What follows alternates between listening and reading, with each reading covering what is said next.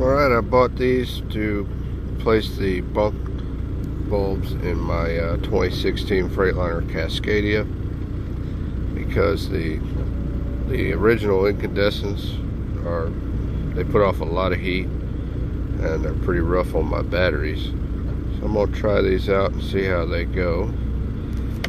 Incandescents seem to burn out all the time. That's one of my incandescents right there.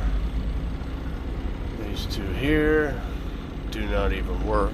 They've burned out so many times, but we're gonna try these LEDs and see what they look like. Try to give a comparison of how bright they are. There's the incandescents next to the new LEDs. You can see they are slightly taller, but it doesn't matter. They do not hit the lens of the lights. As you can see, you've got plenty of room up there. This is the lens. These are a real pain to get these lenses off, and an even bigger pain to get these bulbs out, especially if they've been in there for a while. They may break on you, so be careful. There we got the new LED right next to the incandescent. It's kind of hard to really tell from here, this camera, but it does look like it's plenty bright enough. I guess we'll find out this evening and check it again. Alright guys, if you can see that little metal tab in there? That's got to hit the bottom of the bulb, and on mine it wasn't, so I had to use this little tool here, pull down on it just a tad, otherwise the bulb sat too loose and you tap the bulb and it would just go out.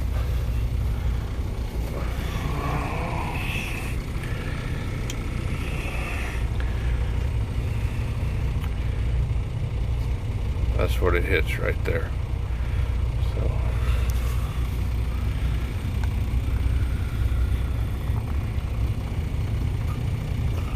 see that? See how loose that is? That's what it's doing. You guys be careful when you're in there pulling down on that, because on the side is the ground and you'll ground it out. You may blow a fuse, so we're there. See? Good to go. And there they are, guys.